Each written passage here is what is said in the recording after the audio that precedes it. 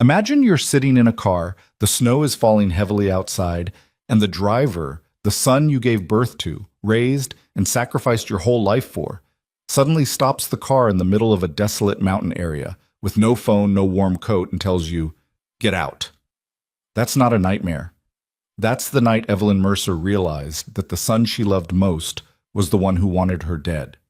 If you want to know what happened next and what lessons she left for the world, please like, subscribe to the channel, and comment the name of the city you're watching so I know how far this story has progressed. And don't leave, because what happens afterward hurts more than you think. I used to believe that the worst kind of cold was the kind that came from the sky, the kind that settled into your bones when you weren't dressed for it, the kind that turned your breath into white clouds and made your fingers ache at the knuckles. I had spent 68 years of my life in the Northeast, and I knew that kind of cold intimately. The way it crept under the door on January mornings, the way it glazed the windshields and silenced the birds. But I was wrong. I didn't know anything about cold. Not until the night my son drove me to the edge of a mountain road, stopped the car, and told me to get out. That is the night I am going to tell you about. Not because it was the worst night of my life, though it was, but because it was also the night everything I had chosen not to see finally became impossible to ignore. And the truth, when it hit me, was colder than anything the sky had ever thrown at me. My name is Evelyn Mercer. I spent 31 years as a school principal in a small town in western Pennsylvania. I raised one child. I buried one husband. I built one life. Carefully, the way you build something you intend to last. And I believed, with the particular stubbornness of a woman who has survived enough to know better, that family was the one thing that held. The one thing that didn't break. I was wrong about that too. The week before Christmas that year, I was already anxious in ways I hadn't fully admitted to myself. My husband, Gerald, had been gone for 4 years. The house we'd shared for 32 years felt too big in December. Too many rooms that echoed, too many ornaments in a box I kept meaning to go through and kept not going through. I had tried to keep the traditions alive the way you try to keep a fire going when you're down to the last dry wood. A wreath on the door. A tin of cookies I baked on the 15th of every December, the same recipe my mother used. The little ceramic nativity set on the mantel that Gerald had bought at a church sale in 1987 and which I kept out of pure habit. Brandon had been calling more than usual that fall. That should have been the first signal, but I was a mother, and mothers have a particular gift for believing what they most want to believe. He was my only child. 43 years old, twice divorced, living in a rented house outside of Pittsburgh. He sold commercial real estate, or said he did, and he always had a new scheme on the horizon, a new deal that was going to change everything. Gerald had never warmed to him toward the end. Gerald would sit across from Brandon at the dinner table with an expression I recognized as patience stretched so thin it was practically transparent, and he would nod along to whatever Brandon was saying. And afterward, when Brandon's car had left the driveway, Gerald would get very quiet. "He's never satisfied," Gerald said once. We were washing dishes together, the way we always did, and he handed me a wet glass to dry and didn't say anything else for a long moment. "I worry about him, Evelyn, but not the way you worry." I asked him what that meant. He shook his head. "I worry about what he's capable of, when he doesn't get what he wants." I told him he was being uncharitable. Gerald didn't argue. He just nodded and dried his hands on the dish towel, and that was the end of it. Gerald died 8 months later, a heart attack, fast and without warning. The way the doctor said was actually a mercy. And I was left with his warning sitting in the back of my mind like a stone at the bottom of still water. Visible if you looked directly at it, easy to ignore if you kept your eyes elsewhere. I kept my eyes elsewhere. When Brandon suggested the family cabin for the holidays, I felt something unknot in my chest that I hadn't realized was tied up. The cabin had been in Gerald's family for decades. A 2-story timber structure on a private road in the mountains, surrounded by birch trees, with a wood stove that took 20 minutes to get going, and a front porch where Gerald and I had drunk coffee every morning during every summer vacation for 30 years. I hadn't been back since his death. It had felt like the wrong time, and then time kept passing, and it kept feeling wrong. "I think it'd do you good," Brandon said, on the phone that 3rd week of November. "Get out of the house, fresh air. It would be a real Christmas, Mom, the way Dad used to do it." Something about invoking his father should have made me suspicious. Brandon had spent most of Gerald's life rolling his eyes at the man. But grief does a funny thing to your critical faculties. You want so badly to believe the story where your child has matured, where they miss what you miss, where you can grieve together instead of separately. Who else would be coming? I asked. Oh, maybe Cousin Diane and her husband. A few people. I've been reaching out to the family. I thought it'd be good to get everyone together. That sounded reasonable. That sounded like exactly what I needed. I told him yes. I should have asked more questions. I should have called Diane myself. I should have done a dozen things differently, but I didn't, because I was a 68-year-old woman alone in a house that echoed, and my son was offering me Christmas. Trust. He arrived to pick me up on December 21st. The storm had been in the forecast for days. Not unusual for that part of Pennsylvania in December, but it had intensified overnight, and by the time Brandon pulled into the driveway at 2 in the afternoon, the sky was already the color of dirty wool, and the temperature had dropped 9 degrees since morning. I had packed a bag. A real bag. 5 days' worth of clothes, my medications, a box of those Christmas cookies, a wrapped gift for Diane's youngest. I came out the front door in my good winter coat and my hat and my boots, and I saw Brandon leaning against the car, not helping with my bag, looking at his phone. "You're going to want to hurry up," he said. "Storm's moving in." He didn't take my bag. He didn't open my car door. I told myself he was distracted, stressed about the weather. I told myself a lot of things in that driveway. The drive started normally enough. We took the highway north, then turned onto the 2-lane road that wound up into the mountains. For the first 40 minutes, Brandon was quiet in that particular way of his. Not comfortable silence, but the silence of someone who is managing something internally, keeping a lid on it. He answered my attempts at conversation in monosyllables. He kept checking his phone at red lights. "Is everything all right?" I finally asked. "Fine." He glanced at me. "You look tired." "I'm not tired. I'm trying to talk to you." I said, "I'm fine, Mom." Somewhere around the hour mark, the snow started in earnest. Not the gentle greeting card snow of the early season, but the hard, sideways kind that found every gap between the windshield and the defroster and turned the road ahead into a white blur. I gripped the door handle, an old habit of mine in bad weather, and watched the trees close in on either side of the road as we climbed higher. "Should we pull over?" I asked. "Wait it out somewhere?" "No need. Brandon, I can barely see the road." "I know this road." But he was slowing down. I noticed it before I fully registered it, the car decelerating in a way that didn't match the weather, too controlled, too deliberate. We were not slowing because of the storm. We were slowing because he had decided to slow. He turned onto a side road I didn't recognize. Single lane, barely maintained, the kind of road that loggers used in the summer and no one used in the winter. The trees crowded in close on both sides, their branches laced with ice that caught the headlights and threw it back in cold fragments. "This isn't the way to the cabin," I said. "Shortcut." "Brandon, I've been to that cabin 100 times. There's no shortcut through here." He didn't answer. He kept driving, and something that had been sitting at the edges of my awareness for the past hour, that low animal unease I had been explaining away as road anxiety, as concern about the weather, as holiday nerves, rose up and became something I couldn't name and couldn't dismiss. We drove another quarter-mile. Then he stopped the car. He didn't turn into a pull-off.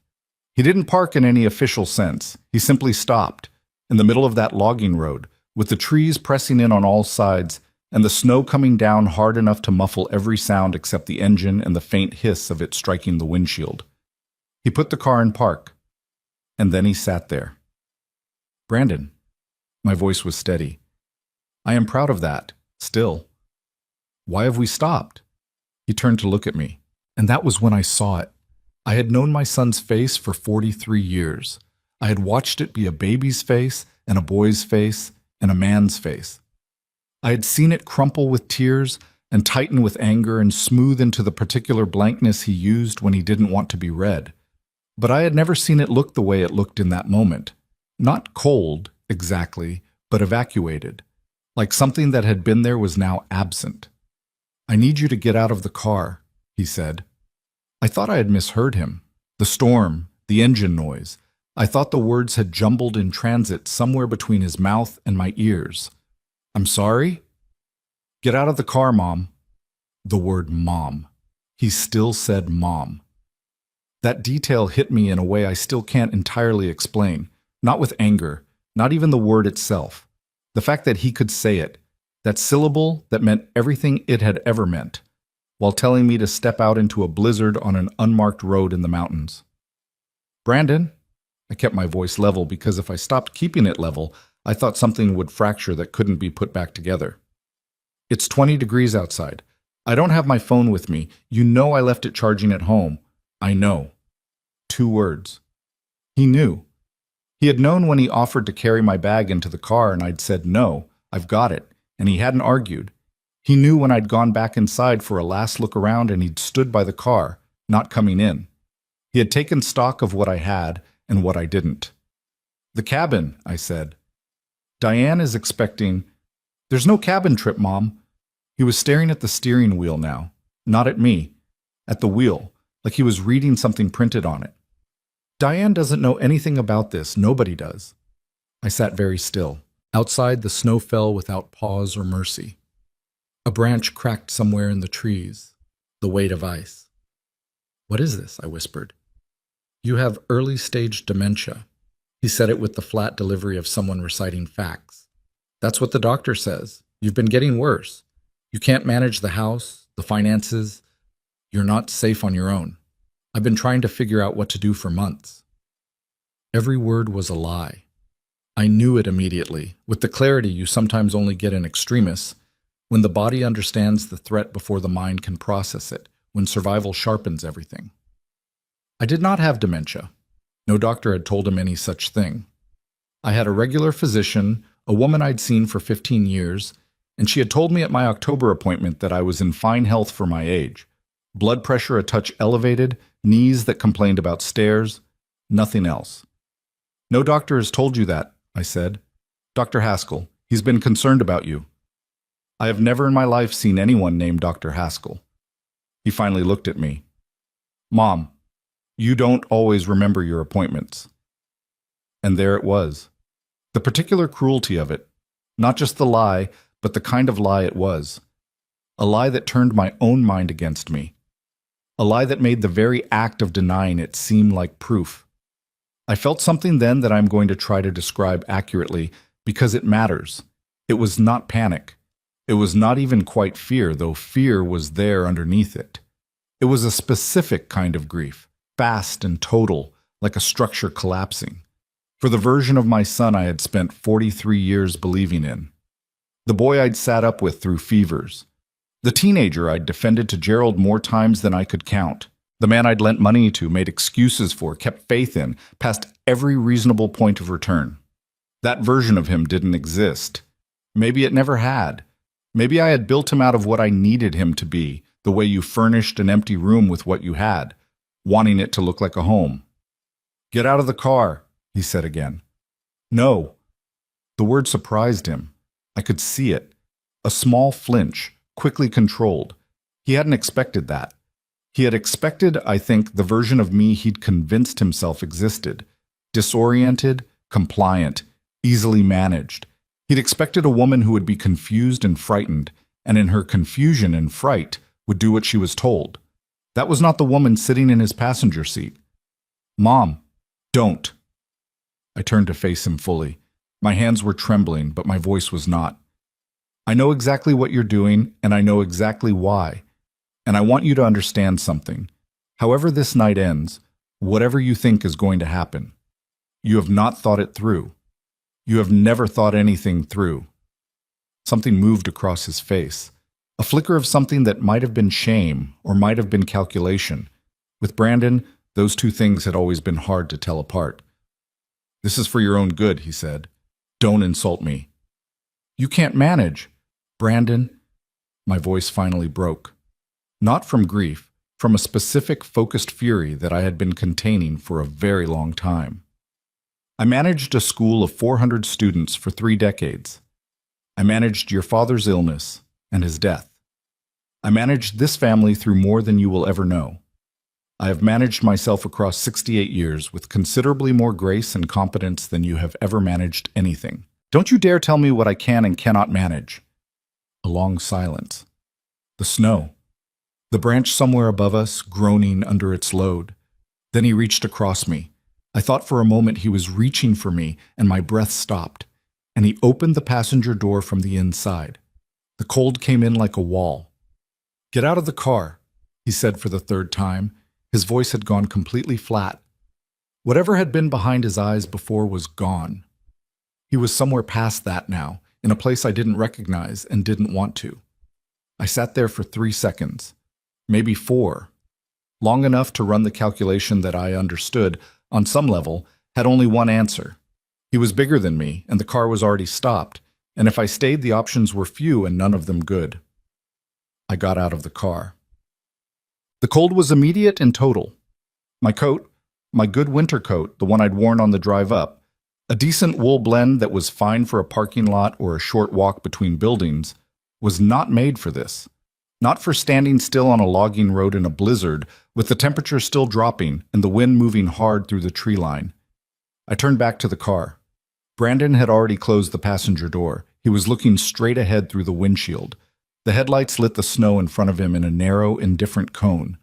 I knocked on the window. "Brandon?" He didn't look at me. "Brandon, I need my bag. I need my medications." Nothing. The engine ran. The wipers moved. He stared at the middle distance. I knocked harder. "My heart medication is in that bag. Brandon, do you hear me?"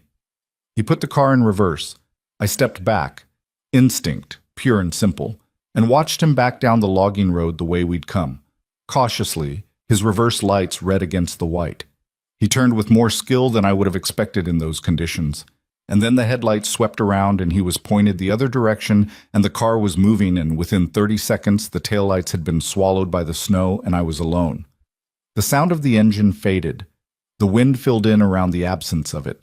I stood in the dark on a logging road I didn't know, in a storm that was getting worse. With no phone, no medications, the clothes on my back, and the absolute knowledge that my son had just left me here to die. Not to struggle, not to be found quickly. To die. Because here is what I understood standing in that dark. Brandon had not made an impulsive decision. You do not drive your mother 2 hours into the mountains on a specific road, in a specific storm, on a specific day, because something came over you. You do not feed yourself a ready-made story about dementia and incompetence because it occurred to you that morning. You think about it, you plan it, you decide. He had decided, and he thought he had accounted for everything. I started walking, not because I had a plan, not because I knew where I was going.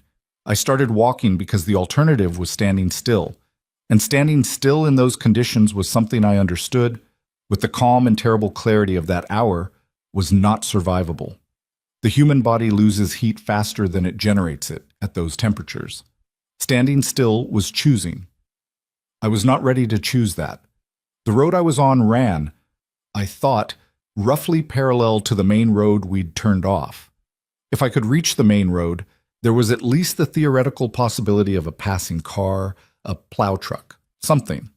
The logging road itself had come off to the left, which meant the main road was to the right if I went back the way we'd come in. I turned right and started walking. The snow was already past my ankles. My boots, decent boots, winter boots, were not made for snowfall this depth, this sustained. Within 10 minutes, my feet were wet. Within 20, I had stopped being able to feel my toes. I had my coat. I had my hat. I had my gloves, thin dress gloves, the kind you wear to look presentable, not the kind you wear to survive. I put my hands in my coat pockets and kept walking and tried very hard not to calculate the odds. I thought about Gerald. Not continuously. My mind was too occupied with the mechanics of walking, of staying upright on the ice beneath the snow. But he was there in the background of everything, the way he had been every day since his death. I thought about what he had said that evening in the kitchen. I worry about what he's capable of when he doesn't get what he wants.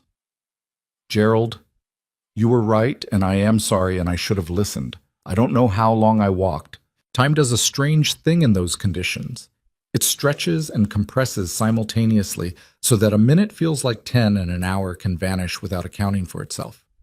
I know that I fell twice. The first time I caught myself on a tree branch and stood up and kept going. The second time I went down hard on my knee, and the pain of it was clarifying in a horrible, useful way. It made everything very sharp and very immediate, and it kept me from going somewhere warm and internal, which I understood was a direction I should not go. I was thinking about sitting down, just for a moment, just to rest the knee, when I saw the light. Not the diffuse glow of distant civilization, but a specific moving light. Headlights. Coming down the main road. I don't remember making the decision to run. I remember being stationary, and then I was moving faster than I had moved in years, breaking through the brush at the edge of the logging road, stumbling out onto the shoulder of the main road, waving both arms above my head with everything I had. The headlight swept across me. The vehicle braked, stopped. A truck. A Park Service truck. Its roof a pale shape under the accumulated snow. The door opened. A person got out. A figure in the kind of gear you wear when the weather is actually trying to kill you, which it was, and came toward me at a run. "Ma'am, can you hear me? Are you all right?" I opened my mouth to say yes, or "I'm fine," or some other reflexive reassurance. What came out instead was a sound I didn't recognize as mine, broken and completely honest. The ranger, his name was Cole, I would learn later, 29 years old, working a solo night shift along this section of mountain road because of the storm conditions, caught me before my legs gave out entirely.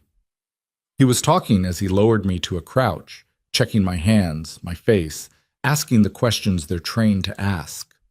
I heard him, but distantly, from inside the sound of my own breathing. He got me into the truck. He turned the heat to its highest setting. He called it in on his radio. Found a woman on foot, mountain road, significant exposure, I need a status on the nearest clinic. And he kept talking to me the whole time, not to get information, I realized, but to keep me present, to keep me here. "Someone left you out there?" he asked at one point. I looked at the heater vent and felt the warmth begin to work its way back into my face, and I thought about how to answer that. Whether to say yes, whether to say my son, and what it would mean to say those words out loud. To make them real in the way that saying them to another person makes things real. "Yes," I said. He didn't say anything for a moment. Then, "Do you want to tell me who?" I looked at him then. 29 years old, serious face, the kind of face that doesn't perform sympathy, but has the real thing somewhere behind it.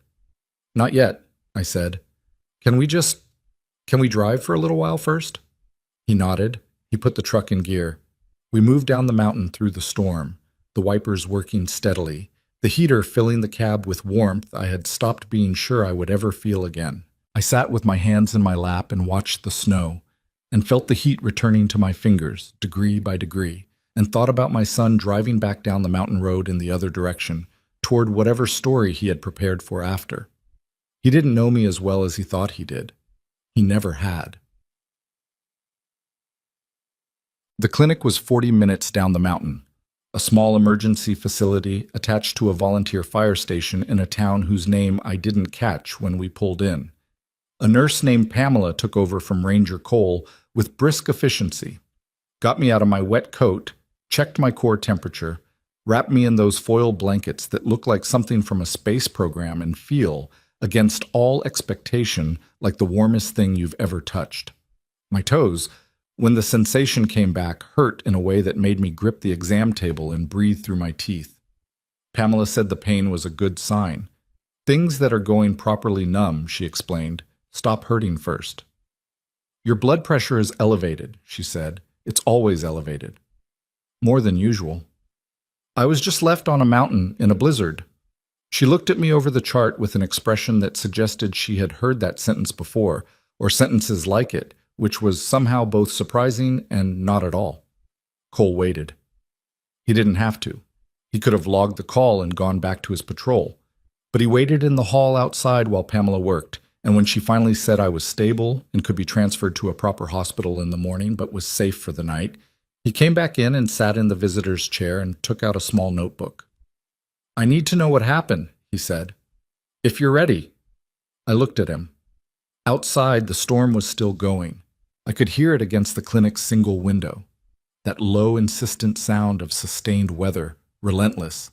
I thought about the car stopping on that road, the door opening, the cold. "My son," I said.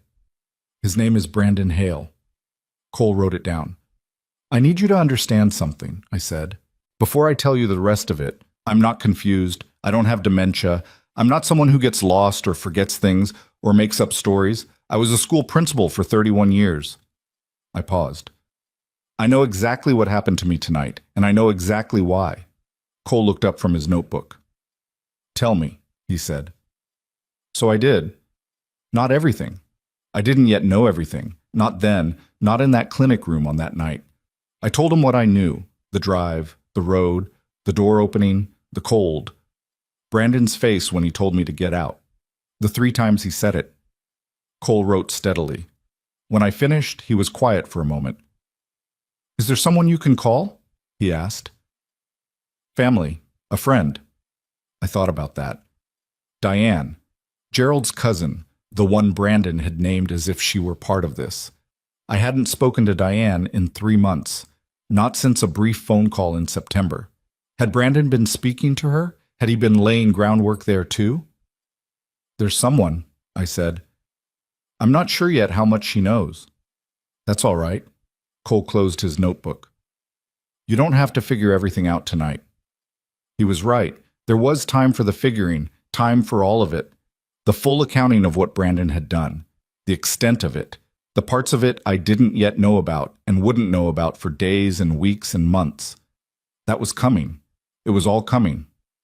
But in that clinic room, wrapped in foil, my fingers slowly returning to feeling, my heart rate coming down from whatever altitude it had reached on that logging road. In that room, with the storm outside and Pamela moving quietly around, and a young ranger who had stopped to ask if I was all right, and stayed because I was... In that room, I let myself be here. Just here. Not somewhere else. Not on the road. Not in my kitchen 4 years ago hearing Gerald's warning for the last time. Here. Alive. The cold was still in me. It would take days to fully leave, to stop waking me in the night with shivers I couldn't explain. But it was mine now. Mine to carry. Mine to work through. And I thought, with the particular stubbornness that had kept me walking up that logging road when sitting down would have been easier, when stopping would have been so much simpler. Whatever my son thought he had settled tonight, he was wrong. The hospital in the valley kept me for 2 days. Not because anything was critically wrong, my core temperature had stabilized at the clinic, and Pamela had caught the early frostbite on my toes before it progressed past the first stage. But because my blood pressure wouldn't come down, and the attending physician, a tired-looking man named Dr. Okafor, who I suspected had been on shift since the previous morning, said he wanted to monitor it before releasing me to go anywhere. "Do you have someone who can come?" he asked, standing at the foot of my hospital bed with my chart in his hands. "I'm working on that," I said. I had been given a phone. A nurse named Terry had handed me a clinic cell when I asked, without any fuss, which I appreciated more than I could say. I had been staring at the contact list I was constructing in my head for 2 hours, running through names, running through what I knew and what I didn't know, and what I couldn't yet afford to assume. Brandon had mentioned Diane. He'd said her name casually, the way you say a name when you want it to sound like nothing. Like it was just a detail, just a reference point. I know now that nothing Brandon said was ever just a detail. He used words the way a contractor uses materials. Everything placed with a purpose. Everything load-bearing. I called Diane at 7:30 in the morning. She picked up on the second ring, which told me she was already awake, which told me something else, which I filed away without quite knowing yet what to do with it. "Evelyn?" Her voice was cautious in a way that hit me somewhere below the sternum. Not surprised, cautious. "I'm in a hospital," I said. "In the valley. I need you to come." A pause. "What happened?" "I'll explain when you get here. Can you come, Diane?" Another pause, and in that pause I heard something I had been dreading, a hesitation that wasn't logistical. It wasn't the pause of a person rearranging their schedule. It was the pause of a person deciding something. "Of course," she said finally. "I'll be there by noon."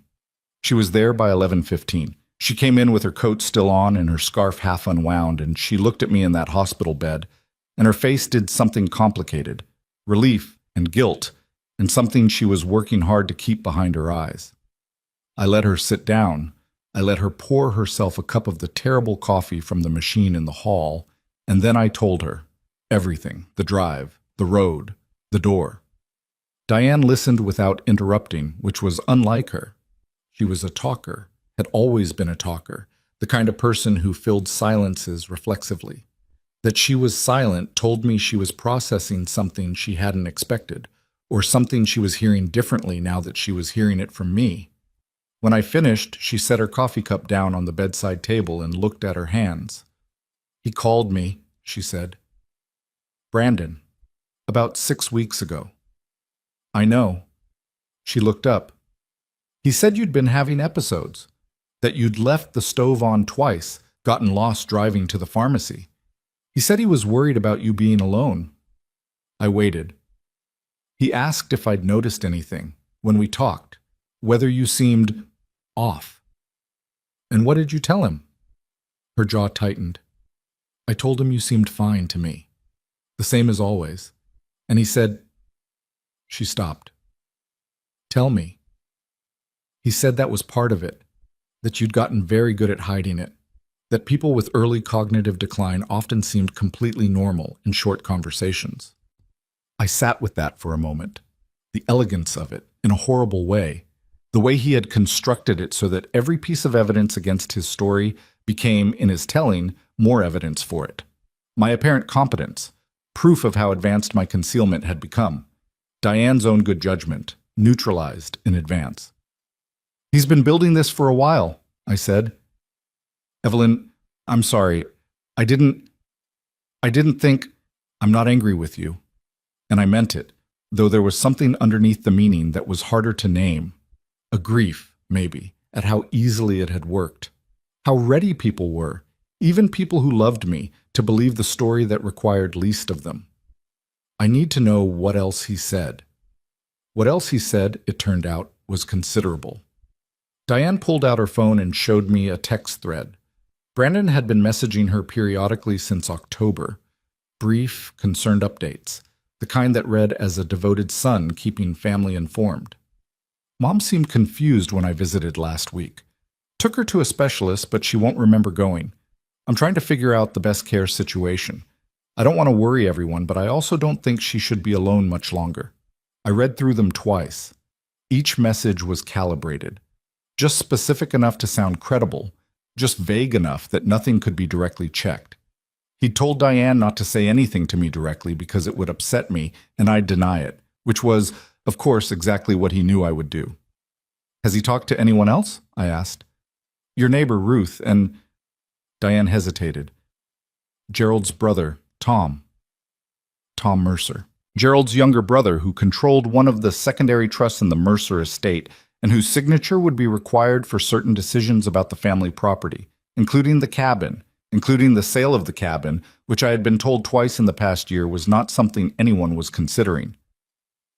"When did he talk to Tom?" "I don't know. Tom mentioned it to me at Thanksgiving, said Brandon had reached out." I looked at the ceiling. I am not a person who cries easily. Gerald used to say I cried at exactly the right things, which meant I almost never cried. But in that moment I felt something behind my eyes that I had to work against. Not grief. Something more like vertigo. The feeling of looking down and discovering the floor is much further away than you thought.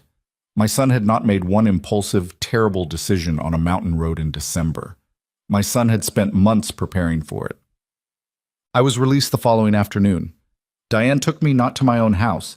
Neither of us thought that was wise yet, for reasons we didn't have to say out loud, but to hers, a 40-minute drive south, a house I'd been to a dozen times over the years for holidays and impromptu dinners, and one memorable afternoon when we'd sat on her back porch and she'd helped me write the hardest letter I'd ever written, the one to Brandon after he missed Gerald's funeral service because of a deal that fell through at the last minute. He hadn't missed it, in the end. He'd arrived an hour late, just as the gathering was breaking up, and shaken hands and said the right things and left again within 40 minutes. I had told myself it was grief, I had told myself a lot of things about Brandon across a lot of years. Diane gave me the guest room and didn't hover, which was exactly right. She brought me soup and left me alone to eat it, and she picked up the phone when I needed to use it and gave it to me without asking who I was calling. And by the time the sun went down on that second day outside the hospital, I had spoken to 3 people. The first was Cole, the ranger. He had filed a report the night of the storm, and he told me there was an ongoing inquiry, but that it would help significantly to have me speak with a detective. I told him I understood. I told him I wasn't going anywhere. The second call was harder. It was to my attorney, a man named Warren Finch, who had drawn up Gerald's estate documents and updated them twice since his death, and who I had not spoken to since the previous spring. Warren was 71 years old and had practiced estate law for nearly 4 decades, and when I told him what had happened, he was quiet for a very long moment. "Evelyn," he said, "I need you to listen to me carefully." "I'm listening." "When did you last review the estate documents?" "We updated them 14 months ago, after I refinanced the house." "And has anyone, Brandon, anyone, contacted you about making further changes since then?" I went still. "No. Why?" "Because I received a call," Warren said. 3 months ago. A man identifying himself as your physician called to say you were experiencing cognitive decline and had asked him to facilitate a guardianship arrangement. He provided documentation. The blood left my face. I could feel it happening, the specific physical sensation of shock moving through a body, that cold cascade. "What physician?" I said, though I already knew. "A Dr. Gerald Haskell. He provided credentials, a practice address. He said you had signed paperwork authorizing him to speak on your behalf about estate matters." "Warren," I kept my voice even, "I have never seen a physician by that name in my life." A pause. "That's what I suspected," Warren said. "When I called the number he'd left and got a disconnected line. I flagged the inquiry and didn't proceed, but I didn't contact you because, frankly, Evelyn, I didn't know what I was dealing with and I didn't want to alarm you prematurely. You should have called me."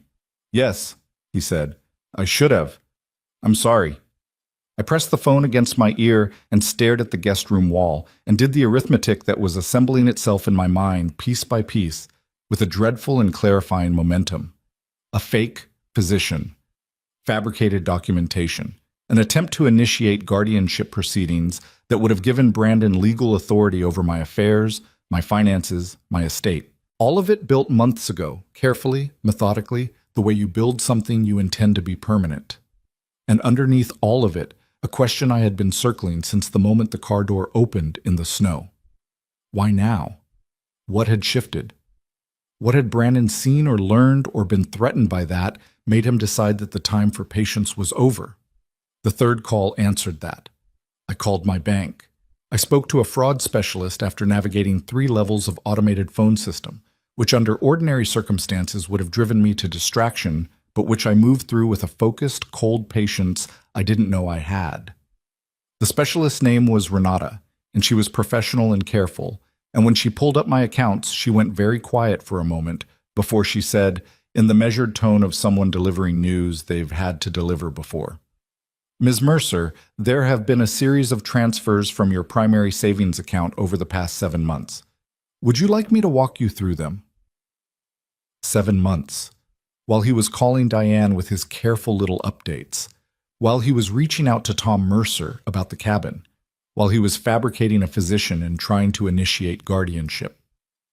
For 7 months, transfers had been leaving my savings account, not in one large sum that would have triggered an automatic alert. Smaller amounts moved at irregular intervals, $1,500 here, $2,000 there. Once $4,500 in a single transaction that had occurred, Renata noted, the same week I had been in the hospital with a knee replacement and therefore demonstrably occupied. The total, across 7 months, came to just over $63,000.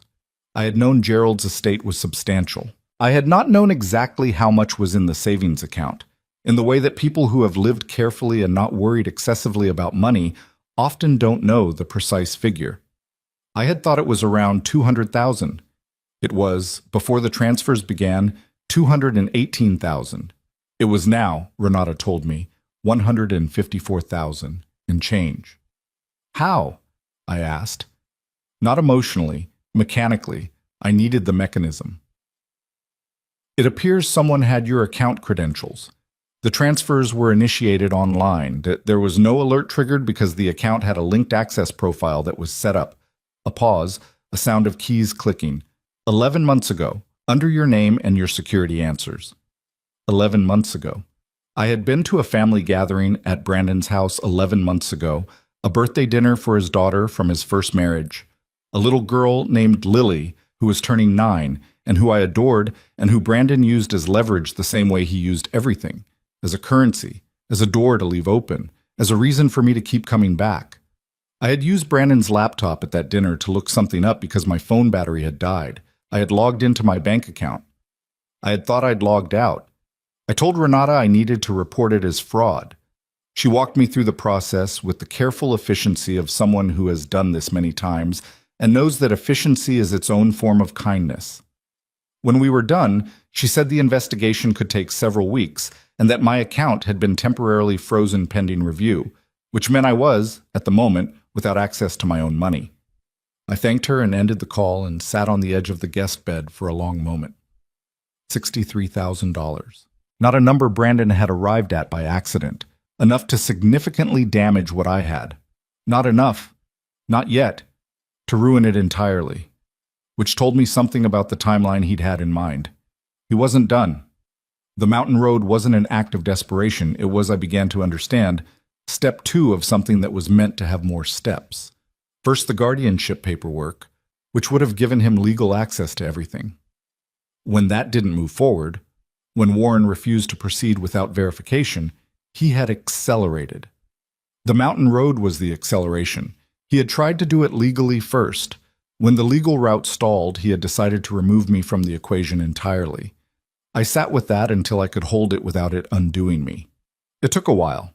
Then I got up, went to the window, and looked at Diane's backyard in the December dark. The bare trees, the patio furniture under its winter covers, a bird feeder she'd forgotten to fill. Small, ordinary things. The kind of things that are always there when the extraordinary is happening, indifferent and real. I had built something. Gerald and I, together, over decades. The house, the savings, the estate that bore his family's name. We had not built it to be taken. We had not built it to be dismantled by the one person I had trusted with the knowledge of its existence. I had made mistakes. I had missed warnings. I had let things go on longer than they should have, out of love that was real even when its object was unworthy of it. That was true, and I didn't turn away from it. My love for Brandon was real. It had always been real. And he had used that reality the way a thief uses an unlocked door, not as something to be grateful for, but as an access point. I would not be an unlocked door anymore. I went to find Diane. She was in the kitchen, doing what Diane always did when she didn't know what else to do, which was clean something that was already clean. I sat down at the table and told her I needed her help. Specifically, I needed her to help me reach Tom Mercer before Brandon did again, and I needed Warren Finch to prepare documents, and I needed several other things besides that I had not quite worked out yet, but would. Diane listened. Then she put down her dish towel. "Tell me what you need," she said. It was a simple sentence, 4 words. But after the previous 72 hours, those 4 words felt like something solid under my feet in a place where the ground had given way. I told her, and we started making calls. What I did not know then, what I would not know for another week until Warren had done his work and the bank's fraud team had done theirs, and a detective named Patricia Souza had sat across from me at a table in a county sheriff's office and walked me through what they were finding, was the full shape of it. Brandon had not been working alone, exactly. He had not had a partner in the criminal sense, but he had been using a network of small deceptions the way someone uses scaffolding, each piece supporting the next, none of it impressive individually, all of it together allowing him to reach heights he couldn't have reached alone. The fabricated physician, Dr. Haskell, turned out to be a real person, a retired doctor whose identity Brandon had partially appropriated, enough to construct a convincing credential package. Detective Souza showed me a copy of the letter that had been sent to Warren Finch. I read it 3 times. It was written in the careful, jargon-heavy language of medical documentation, full of terms that would sound credible to a layperson and were plausible enough to require actual checking rather than immediate dismissal. Brandon had done his research. He had always been better at research than he was at anything that required sustained effort, which was, I thought, a very particular kind of intelligence put entirely in service of the wrong things. There were also conversations, Sousa told me, that had apparently taken place with two other family members I hadn't known about. A second cousin on Gerald's side, who controlled a small parcel of land adjacent to the cabin property, and an elderly aunt in Ohio who had been told, in a phone call, that I was no longer able to manage my own affairs and had asked Brandon to coordinate on my behalf. The aunt, Marion, was 84 and nearly deaf and had, Sousa said gently, apparently accepted what she was told without question. Marion. I had sent her a birthday card every year for 20 years. She had sent me Christmas cookies, the same shortbread recipe every December. She was 84 years old and barely left her house, and Brandon had called her and told her I was declining. And she had said okay, she was sorry to hear it, she hoped I'd be comfortable. I cried then. Not for myself. For Marion, and what it meant that someone had called that sweet, deaf, isolated old woman and used her as a tool. Are you all right? Sousa asked. No, I said. Keep going. Because the truth, all of it, every piece, was the only thing I had now that was fully mine. No one could take it from me as long as I kept facing it directly. So I faced it. I sat in that county office and listened and took notes in the small notebook Diane had given me, and I let it be as bad as it was, and I did not look away. The full accounting was still incomplete. There were pieces Warren was still working on, threads Sousa's office was still pulling, but the shape of it was clear enough by then. Brandon had spent the better part of a year constructing the conditions for my disappearance, not from the world necessarily, though that mountain road argued for the worst interpretation, but from my own life. He had wanted me declared incompetent, isolated from family, stripped of financial control, and eventually removed from any meaningful decision-making about the estate. Whether he had intended the mountain to be a permanent solution or simply a drastic measure to buy himself time while the guardianship paperwork was resubmitted under less scrutiny, I couldn't say for certain, and I found that I was not quite ready to look that particular question directly in the eye. What I knew was this. I was still here. I was cold and tired, and my knee ached where I'd fallen, and I was temporarily without access to my bank account, and the person I had loved most completely and most foolishly in the last decade had tried, in one way or another, to erase me. And I had one thing he hadn't counted on. I had Warren Finch, I had Detective Sousa, I had Diane, washing a clean counter in her kitchen. I had Ranger Cole, who had filed his report and was answering every follow-up call within the hour. And I had the thing Brandon had tried hardest to take from me. The absolute unfractured clarity of a woman who knows exactly what was done to her and exactly who did it. He thought he had planned for everything. He had not planned for me to survive the night. And I had. Warren Finch called me on the morning of January 9th with the particular tone of a man who has spent the intervening weeks doing serious work and is ready to show it. I need you to come in, he said. There are things I can walk you through on the phone, but this is better done in person. How bad is it? A pause that told me more than he intended. Come in, Evelyn. I was still at Diane's. I'd gone back to my own house once in the 2 weeks since the hospital. Just once, with Diane driving and waiting in the car while I went through the rooms. I don't know exactly what I expected to feel, walking back through my own front door. Something dramatic, maybe. Something proportional to what had happened. Instead, I felt a flat, practical clarity. The house was cold because I'd turned the heat down before leaving. The Christmas wreath was still on the door.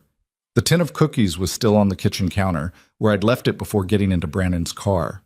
I went through my desk. 3 drawers, organized the way I had always organized them, by category, by date, the way a person who has managed large institutions for decades organizes things. I took what I needed, the original estate documents, the folder of account statements I kept paper copies of, Gerald's will. I stood in the kitchen for a moment and looked at the cookies. Then I left them there and went back to the car. That had been 10 days ago. I was ready, now, to sit across from Warren and hear what the full accounting looked like. Diane drove me. She had been doing that, quietly, without making it a thing, simply being available in the particular way of people who understand that presence matters more than words. I had not thanked her enough. I knew that. Some things accumulate in the category of debts you can't repay directly and have to honor in other ways. Warren's office was in a converted Victorian on the main street of a town about 20 miles from my house. He had been there for 30 years, in the same set of rooms, with the same dark wood paneling and the same slightly too warm radiator and the same framed photograph on the wall of a fishing trip he'd taken with Gerald sometime in the mid-90s. I had sat in his client chair a dozen times across as many years. I sat in it now and folded my hands in my lap and waited. Warren was not a man who softened things unnecessarily. It was one of the reasons Gerald had trusted him, and one of the reasons I trusted him too. "The fraud case is building well," he said, opening the first of several folders on his desk.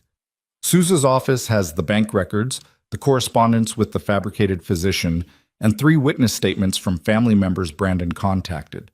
That's the criminal side. That moves at its own pace and we don't control it. I understand. What we do control is the estate." He looked at me over his glasses. "And that's what I want to talk about." What Warren had found in the 2 weeks since I'd called him from Diane's kitchen was this. Brandon had not limited himself to the savings account. The $63,000 Renata at the bank had identified was only the most visible portion of what he'd been doing. There was also a line of credit attached to the house, a home equity line that I had opened 7 years ago for a renovation project and then largely forgotten about, that showed a draw of $22,000 18 months prior.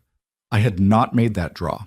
The signature on the documentation was close enough to mine to have passed an initial review, but a forensic document examiner Warren had engaged said it was not a match.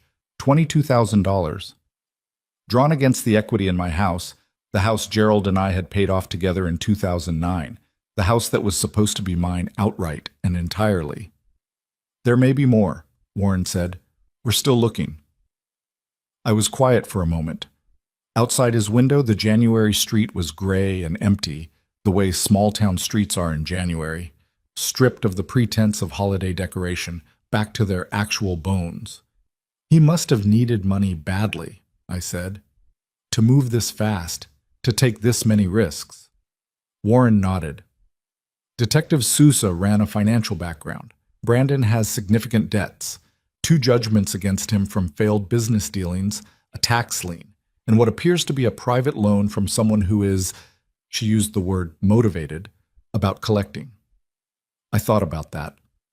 About the particular desperation of a person who has borrowed from the wrong people and run out of legitimate options. About how that desperation can make choices that seemed unthinkable look, through a certain lens, like the only available logic. I did not feel sorry for him. I want to be honest about that. I tried, sitting in Warren's office on that gray January morning, to locate something charitable in myself toward my son, and I couldn't find it. Maybe it was there somewhere, buried under everything else, and would resurface later. But in that moment, all I could think about was Marion, 84 years old and nearly deaf, being told her cousin's widow was declining. All I could think about was the door opening and the cold and the sound of his tires on the snow as he drove away. "Tell me about the estate documents," I said. Warren set down the folder he was holding and picked up another, thicker one. "This is where I need you to follow me carefully." I said I was following. The Mercer estate, as Gerald had structured it, was divided across several instruments. The house itself, held in my name outright, a primary trust containing the bulk of the liquid assets, which I controlled as sole trustee with Brandon named as remainder beneficiary. Several smaller secondary instruments tied to specific properties, including the cabin, and a family partnership structure that Gerald had set up in the late 90s, primarily for tax purposes. Brandon, as remainder beneficiary of the primary trust, stood to inherit its full value upon my death. That was the architecture Gerald had built. Gerald had built it when Brandon was a different, or at least a less fully revealed, version of himself, and when neither of us had imagined that we would ever need the structure to protect me from the person it was designed to benefit. "The trust can be amended," Warren said, You are the sole trustee. You have full amendment authority. I know. What you may not know, he paused, or may not have been focused on, given everything, another pause, is that I took a step when you called me from Diane's kitchen, before we discussed strategy, before I knew the full picture. I looked at him. What step? Warren opened the thick folder. Inside was a document I hadn't seen before, very new pages dated 3 weeks prior, bearing the name of the Mercer Family Trust at the top, and at the bottom, my signature. I stared at it. I didn't sign this. No, Warren said. You didn't. Not yet. He let that sit for a moment. What I did, Evelyn, when you called me, when you told me what had happened on that mountain road, was begin preparing an amendment. I didn't file it. I didn't execute it. I can't do either of those things without your signature and your explicit direction. But I drafted it because I've been doing this work for 40 years, and I know that in situations like this one, time is a resource, and you don't waste it. He slid the document across the desk to me. I read it. I am not a lawyer, but I've read enough legal documents across enough years to understand what I'm looking at.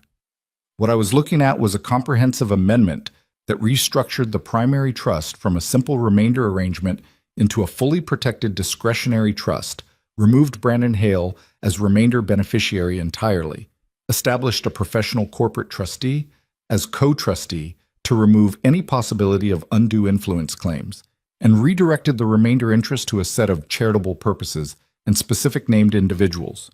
Diane, Tom Mercer's children, Lily, Brandon's daughter, who was 9 years old and had done nothing except be born to the wrong father. If I sign this, I said, Brandon receives nothing from the primary trust upon your death. His name is removed from the instrument entirely. He has no standing to contest it as long as you sign it while demonstrating full capacity, which, Warren looked at me steadily. I am entirely prepared to document and witness. I sat with the document in my hands. Outside, a car went by. The radiator ticked. The photograph of Gerald on the fishing trip caught the winter light from the window at an angle that made it look almost warm. I thought about whether I was doing this from anger. You have to ask yourself that question at moments like this one. Whether you are making a permanent decision in a temporary state of fury, whether you are choosing something you will regret when the fury passes. But this was not fury. I recognized fury. I had felt it on that mountain road. Felt it in the hospital, felt it reading Brandon's text messages on Diane's phone. This was something else. This was the sober, clear-eyed acknowledgement of a situation as it actually was, stripped of every illusion I had once used to make it more comfortable.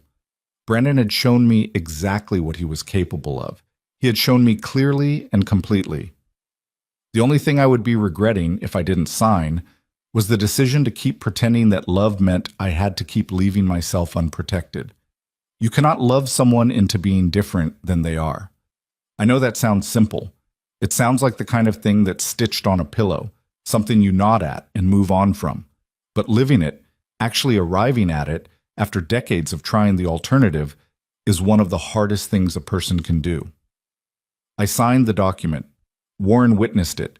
His assistant came in and notarized it. The whole thing took 11 minutes. When it was done, Warren said he would file the amendment with the trust's registered agent that afternoon and have certified copies to me by the end of the week. There's one more thing, he said, as I was putting on my coat. I stopped. Brandon has requested a family meeting. He reached out to Tom Mercer last week. He's proposing a gathering of the principal family members to discuss Evelyn's situation. His words.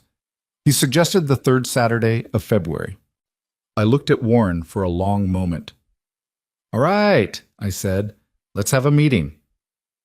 The next 4 weeks were not easy. I want to be accurate about that because it would be dishonest to suggest that signing a document made the weight of things lift. I went back to my house in late January, properly this time, with a bag, intending to stay. I turned the heat up and I stood in the kitchen and I threw away the tin of cookies. Not in anger. They were just old, and keeping them felt like keeping something I had no use for anymore. I slept badly. My knee was healing slowly, and the cold had done something to my circulation that my doctor, my actual doctor, not the phantom Dr. Haskell, said would improve over time but needed patience. I didn't have much patience left for physical inconvenience, which meant some nights I lay awake for hours, listening to the house settle and going through everything in my head. I thought about Lily. I thought about her a great deal. She lived with her mother, Brandon's first ex-wife, a quiet woman named Sandra who had managed to leave the marriage with her dignity mostly intact, which in retrospect told me things about Sandra I should have paid closer attention to. Lily had my eyes, or so Diane said. Gerald's eyes, really. That particular gray-green that was distinctive in the Mercer family. She was 9 years old, and she came to my house 3 or 4 times a year, and she liked the cookies and the stories I told her about the students I'd taught, and she had nothing to do with any of this and everything to lose from it. I had been careful about Lily in the trust amendment. Her share was structured separately, in an education trust that nothing else could touch, that no trustee could redirect, that existed for no other purpose than to ensure that Gerald's granddaughter could go to college without asking anyone's permission. It wasn't everything. It wasn't even close to everything I wanted to do for her. But it was protected, and protection was what I knew how to build. I also called Sandra. I had not spoken to her since the previous spring, and the call was awkward in the way of calls between people whose only shared context is a man neither of them should have trusted. But Sandra was. She was good. She listened. She didn't dramatize. And when I told her that Lily had been provided for regardless of what happened next, Sandra said something I wasn't expecting. She talks about you, you know. Lily does, after every visit. I didn't know what to say to that. She told me last spring that her dad's mom was the only grown-up she knew who talked to her like she was a real person. Sandra paused. I thought you should know that. I thanked her and got off the phone quickly because something had gone wrong with my composure and I needed a minute with that privately. Lily, 9 years old, her father had tried to leave her grandmother to die in the snow, and she talked about me after visits. I held that. I did not let it make me sentimental about Brandon. Sentimentality was a resource I had finally, fully depleted, but I let it remind me why the structure I was building mattered, not just for me, for the people who were actually paying attention, the people who actually showed up. What? The family meeting was set for the 3rd Saturday of February, as Brandon had proposed, because I had learned enough about my son to know that letting him choose the date was its own form of preparation. He would spend those weeks constructing his version of events. He would arrive at that meeting with a story fully assembled, with his particular kind of performed concern already deployed, expecting to find the usual landscape, confused relatives, a mother who could be managed, enough ambient uncertainty to work in. He would not find that. Warren arranged for the meeting to take place at his office rather than at a family home, which was my specific request and which Brandon accepted without apparent suspicion, which told me either he didn't notice the significance or he didn't think it mattered. I had spent enough years trying to determine which failure of Brandon's attention applied in any given situation, and I had decided to stop trying. It didn't matter. The outcome was the same. I arrived 20 minutes early. Diane was with me. Tom Mercer came in a few minutes later. He had driven up from Maryland 6 hours, which I hadn't expected and which moved me more than I showed. Tom was 73, the quieter of the Mercer brothers, a man who expressed loyalty through action rather than statement. He shook my hand and looked at me for a moment without saying anything, and then he said, "You look like Gerald when you're angry." He had that same, he gestured at his own face, that same thing around the eyes. Is that a compliment? Gerald scared the hell out of people when he was angry, Tom said. So yes. Warren's assistant set up the conference room with water and a tray of coffee that no one touched. Detective Souza was not present. We had discussed this and agreed that her presence would shut Brandon down before anything useful could happen. But she was aware of the meeting. She had her own timeline. Brandon arrived 7 minutes late. He walked in with his coat still on and a smile that was doing a lot of work, the practiced, concerned son expression I'd been watching him perform for years. He stopped when he saw the room. The full room. Tom, Diane, Warren, at the head of the table, me, and something moved behind his eyes that he quickly covered. Mom. He came toward me with his arms slightly open, the gesturing of a hug not quite committed to. I'm so relieved you're okay. I've been calling. Sit down, Brandon. He sat. The half-offered hug retracted. He looked around the table again, recalibrating. I thought this was going to be a family conversation, he said. I didn't know Warren was going to be involved. Warren is my attorney, I said. He's involved in everything that has to do with the estate. Right. Brandon nodded slowly, settling into the role of patient, reasonable adult. I had watched him put on that particular performance my whole life. Of course, I wanted to make sure we could talk openly about what's been happening with your health. Tom made a sound. Not a word, just a sound, low and dismissive, quickly controlled. Brandon glanced at him. Tom, I know this is hard to hear. It's hard for all of us. But there are real concerns about Mom's capacity to... There are no concerns about my capacity, I said. Mom, I'm going to stop you there. I put both hands flat on the table, a habit from 31 years of running meetings with people who needed a clear signal that the floor had shifted. I know what you told Diane. I know what you told Tom. I know what you told Marion Brecht in Ohio, who is 84 years old and did not need your phone call. I watched his face. I know about Dr. Haskell, who does not exist as your physician, or mine. I know about the letter that was sent to Warren's office, and I know about the transfers from my savings account. The practiced expression collapsed. Not dramatically, not the way it happens in movies, the full unmasking. Just a collapse, like a structure losing its load-bearing support, settling suddenly into a different shape. Mom, I can explain. $63,000 from the savings account, I said. $22,000 from the home equity line over 11 months. I kept my voice level. I had rehearsed this not to be cruel, but because I knew that if I let emotion run the table, he would find a way to use it. I'm telling you the numbers so you understand that I know them, not some of them, all of them. Silence. The radiator ticked. Somewhere in the building, a phone rang and stopped.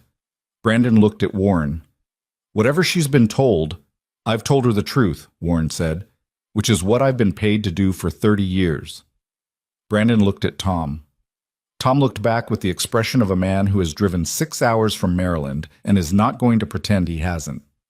Something shifted in Brandon then. I saw it happen, and I recognized it because I had seen it a handful of times across his life, in arguments that had gone too far, in situations he couldn't charm his way out of. The practiced version of him, the managed, performing version, retreated. What came forward was rawer and less careful, and in its own way, more honest. You were going to leave it all to charity, he said. Not a question.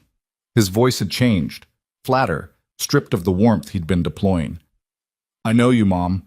The way you talk about those scholarship funds, the community programs, you were going to take the whole estate and put it somewhere that had nothing to do with me. I looked at my son. Is that why? Is that your reason? I've spent my whole life being managed by this family. He was looking at the table now, not at me. Dad's money, Dad's estate, Dad's name. I was always the thing that didn't quite fit. You know that. You know how he looked at me. Gerald had reasons for how he looked at you, I said. Reasons you gave him. I needed help. His voice cracked on the last word, and I still don't know, whether that crack was real or one more managed performance. I was in trouble and I needed help and I didn't know how to ask. You could have asked me. I felt something moving in my chest, something that was not sympathy, but was perhaps its precursor. The recognition that underneath the scheme and the cruelty, there was a person I had known since before he had a name. Brandon, you could have come to me and said I'm in trouble. Instead, you fabricated a physician and drained my account and drove me to a mountain road in December and told me to get out of the car. The room was absolutely still. I didn't think you'd... He started. What? Survive? My voice stayed even. I needed it to stay even. Or didn't think I'd remember. Didn't think I'd have the clarity to... I panicked. 2 words, flat and sudden. I panicked, okay? The guardianship wasn't moving forward, and I was out of time, and I panicked. Warren cleared his throat. Brandon, I'd strongly advise you not to say anything further without legal representation present. Brandon looked at Warren, then at me, then at something that wasn't in the room, something I couldn't see. I reached into the folder I had brought and I placed a single document on the table in front of him. He looked down at it. I watched him read the header, Mercer Family Trust, Amendment and Restatement, and then watched his eyes find, partway down the first page, his own name. Or rather, its absence, the blank where it had been. He read for a long moment. "When?" he said. "January 9th, Warren said.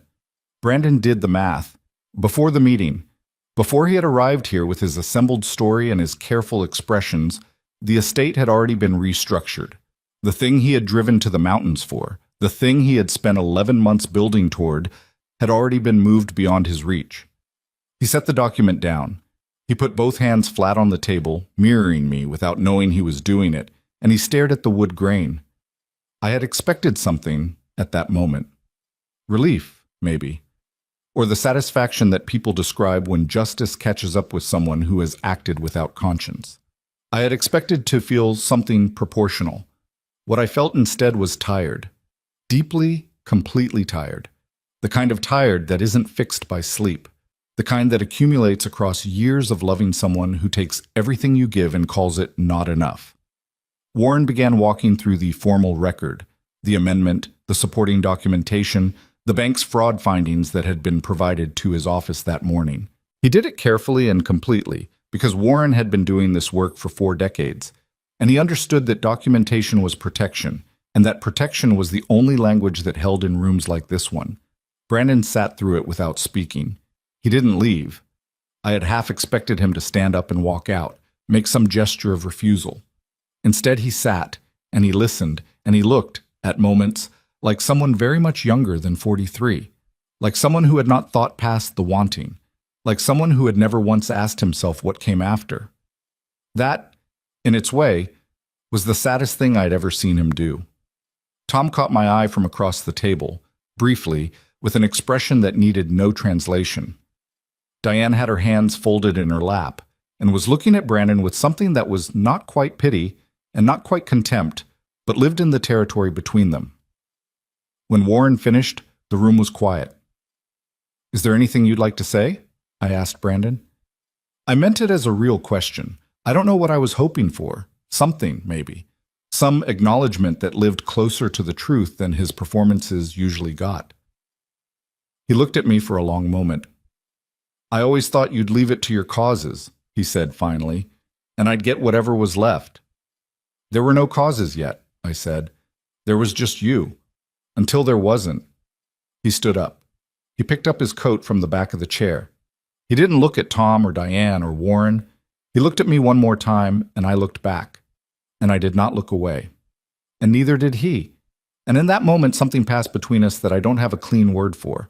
Not forgiveness, not grief exactly, but maybe the acknowledgement of an ending. The recognition that something that had been one thing for a long time was now, permanently, something else. He walked out. The door closed behind him. The sound of it was quieter than I expected. Warren began gathering his folders. Diane poured herself the cup of coffee she'd been ignoring for an hour. Tom looked at the document still sitting in the center of the table and then looked at me. "What happens now?" he asked. "Now," I said, "we make sure it holds." Making sure it holds turned out to be the work of months. I want to be honest about that, because the version of this story that is easiest to tell, the version where the documents are signed and the meeting happens and then things resolve themselves into clarity, is not quite the version that actually happened. What actually happened was slower and more wearing and required me to show up repeatedly in rooms where I didn't want to be, saying things I had already said, to people who needed to hear them again. Detective Souza called me the Monday after the family meeting. She had been briefed on what happened in Warren's conference room. She and I had discussed the meeting beforehand, agreed on what could and could not be said in Brandon's presence without compromising the investigation, and she was ready to move to the next stage. "We have enough for a formal interview," she said. "We're bringing him in this week." "Will he cooperate?" "He'll have an attorney by then. Whether that attorney tells him to cooperate is a different question." A brief pause. "I want you to know that the charge picture is still developing. We have the fraud, the identity appropriation. The Haskell documentation alone is significant. The mountain road is harder. Harder how? Abandonment of a dependent adult is a charge that requires specific elements. His attorney is going to argue you're not legally a dependent adult, that the mountain road was a disagreement, that you got out of the car voluntarily. I sat with that for a moment. The particular nausea of hearing your own experience legally reframed into something almost unrecognizable. "What do you need from me?" I asked. "Everything you remember, in as much detail as you can give me. What he said, the exact words if you can recall them, the sequence, how long you walked before Cole found you. Everything." I had already given her a statement at the county office. I gave her another one, in her office this time, sitting across from her at a table with a recorder between us and a legal pad in front of her that she filled steadily as I talked. I talked for 2 hours. At the end of it, my voice was hoarse, and I was tired in the specific way of someone who has excavated something that was buried and finds the excavation more exhausting than the burial. "You did well," Sousa said, clicking off the recorder. "I'm not trying to do well," I said. "I'm trying to tell the truth." She looked at me with an expression I recognized, the look of someone whose work involves other people's worst moments and who has learned to sit in those moments without flinching. "I know," she said. "That's what I mean."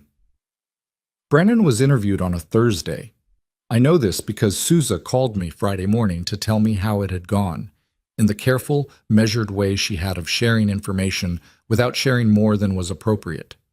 "He denied the mountain road," she said. "Says you asked to stop the car. Says you got out on your own and he thought you were upset and needed a moment, and when he came back you were gone." I breathed through the initial wave of that. He came back. That's what he says. How long had I been gone by then, in his version?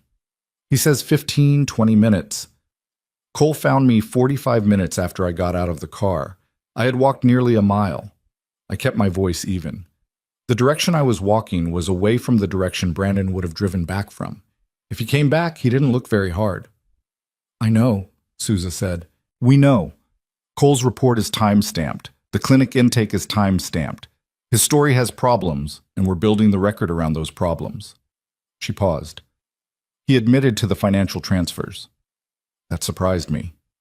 He admitted it. His attorney advised him to get ahead of it. They're framing it as a loan. That you had agreed to lend him the money, and he was keeping informal records. They have a document, apparently. Handwritten. Purportedly your signature. Another signature. I felt a cold, familiar anger settle in my chest. "Send it to the document examiner," I said. "Already did." The examiner's report came back in 11 days. The signature on Brandon's handwritten loan document did not match my authenticated signatures across 3 decades of legal and financial paperwork. It was closer than the home equity line forgery, close enough that it took the examiner longer to render an opinion, but it was not mine. Sousa called me when she had the report. Her voice, when she delivered that news, had a quality I hadn't heard from her before. Not celebration. She was too professional for celebration. But something like the satisfaction of a structure becoming sound. "We're looking at filing charges within the next 30 days, she said. "Wire fraud, identity theft, financial exploitation of an older adult, and forgery. 4 counts on the forgery alone. The mountain road." She hesitated. "We're still building that, but the financial case is solid." I thanked her and sat in my kitchen for a long while after the call. The afternoon light was doing what it does in late February, thin and pale, coming in low through the west window in a way that lit the dust on the countertop and the scratches on the kitchen table and every ordinary, imperfect thing in the room with a kind of unsparing clarity. I had not heard from Brandon since the meeting. Not a call, not a message. Either his attorney had told him not to contact me, or he had decided on his own that there was nothing left to say. Both were plausible. Both represented, in their own way, a boundary finally in place that should have been in place years ago. The fact that it had taken a criminal investigation to install it was something I was still coming to terms with. There were people, in those weeks, who wanted me to talk about it in terms of forgiveness. A neighbor. A woman from my old school community who had heard something and called to offer support in the halting, well-meaning way of people who are not sure what to say but feel they should say something. She asked me, twice in the same conversation, whether I was considering making peace with what had happened. "I have peace," I told her. It's not the kind that requires making peace with someone else. She didn't quite understand that, I could tell, but it was true. Peace, I had learned, was not a transaction. It was not something you achieved by extending yourself toward the person who hurt you and hoping they met you halfway. Sometimes it was something you built from the ground up in the interior of your own life, with the doors locked and the materials you actually had on hand. I was building it, slowly, imperfectly, with setbacks I didn't announce to anyone. There were nights I woke up and lay in the dark of my own bedroom and felt the full weight of what had been done, and it was heavy enough that I had to remind myself, deliberately, that I was here, that I had walked a mile in that storm, that I had survived what he had planned, and I was still, despite everything, in the house I had built with Gerald, in the bed I had slept in for 30 years, with the heat on and the locks changed, and my name still on the deed. March came in the way March does in Pennsylvania, uncertain, neither committed to winter nor willing to fully release it. There were days of genuine thaw, followed by days of cold that felt personal, felt like the season making a point. I drove myself most days. My knee was better, not all the way better. I suspected it would always remind me of that logging road, which was its own kind of documentation, but functional. I could drive. I went to see Marion in Ohio. I had been thinking about that drive for weeks. Marion had been used, and the using of her had been a small piece of a larger scheme, and I understood that she had no capacity to understand what had happened or what her small acquiescence had been part of. She was 84 years old, and she had been lied to by someone she assumed was calling in good faith. That was not Marion's failure. That was Brandon's. But I wanted to see her. I wanted to sit in her kitchen and drink the too sweet coffee she made and hear about her garden, which she planned obsessively through the winter months, even though she could no longer tend it herself. And I wanted her to see me, clearly, fully present, the same woman she'd been sending Christmas cookies to for 20 years, declining in no way that mattered. Diane drove me. 7 hours round trip. She brought a book and sat in Marion's living room reading it while Marion and I sat at the kitchen table, and Marion cried a little when she saw me, the way very old people sometimes cry when they see someone they weren't sure they'd see again, and I held her hand and told her she had done nothing wrong and that I was fine. "He sounded so worried," Marion said.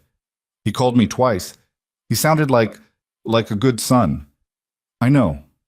I should have called you. I should have—" "Marion." I squeezed her hand. "There's no version of this where you're at fault. Do you understand me?"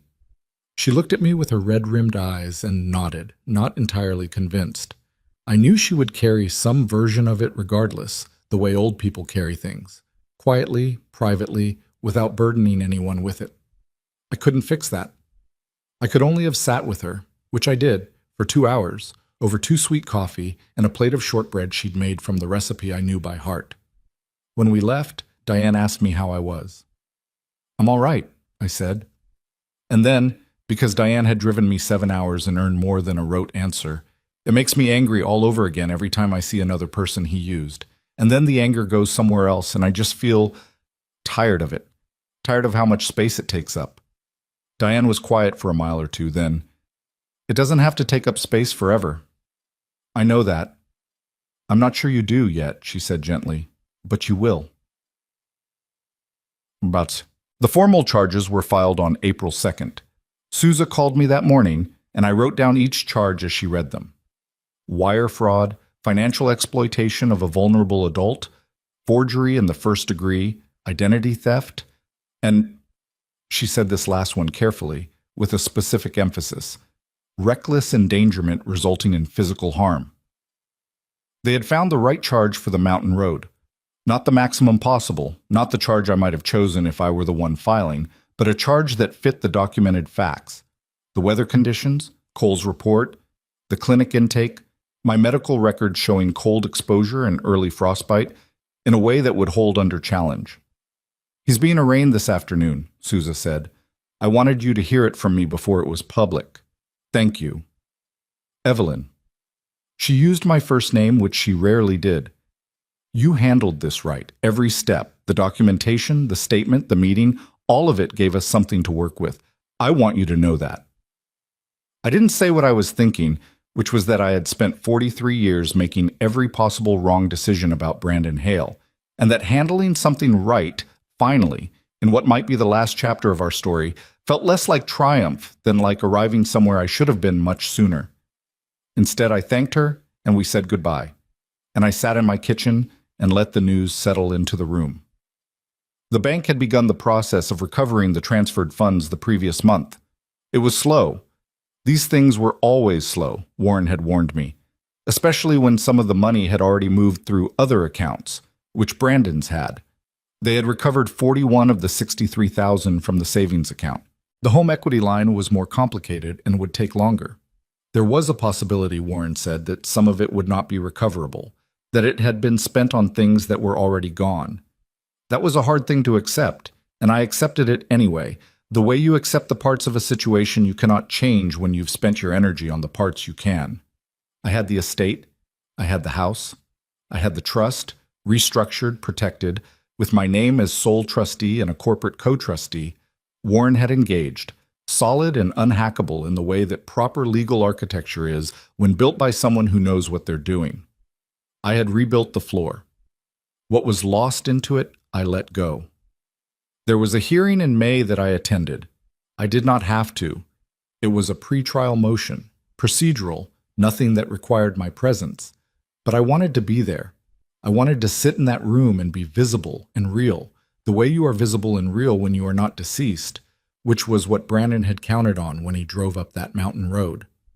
Brandon was there with his attorney. He looked worse than he had at the family meeting, thinner, with the particular pallor of someone who has not been sleeping, who has been living inside the consequences of decisions they can no longer undo. He did not look at me when I came in.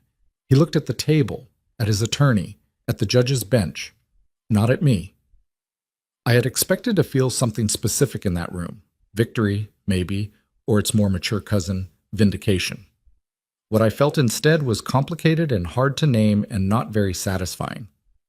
Something closer to the feeling you get when you've finished a very long, very difficult piece of work. Not happiness, exactly, but a kind of completion. The sense that something that needed doing has been done. His attorney filed a motion to suppress some of the financial records on technical grounds. The judge denied it in under 4 minutes, which Sousa had told me was essentially unheard of, and which Warren later described, with satisfaction, as a very bad sign for Brandon's prospects. Afterward, on the courthouse steps, Diane and Tom were waiting. Tom had driven up from Maryland again. He was becoming a more consistent presence in my life than he had been in decades, which was one of the things I had not anticipated and which meant more than I knew how to say. "Well?" Tom said. "Motion denied," I said. "We go to trial in the fall." Tom nodded. He looked out at the parking lot and then back at me. "Gerald would have been—" He stopped. "I know," I said. "He would have been furious," Tom said. "Not at you, at himself, for not making this harder to do." I had thought about Gerald a great deal in those months, about what he had seen in Brandon that I had refused to see, about the warning in the kitchen the year before he died. I had spent a lot of time being angry at myself for not listening, and then I had spent some time recognizing that I had loved my husband and my son simultaneously, and that those two loves had asked contradictory things of me, and I had not known, back then, how to honor both.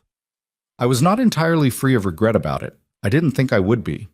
But I had stopped treating the regret as evidence of my failure and started treating it as evidence that I was paying attention, finally, to things that deserved attention.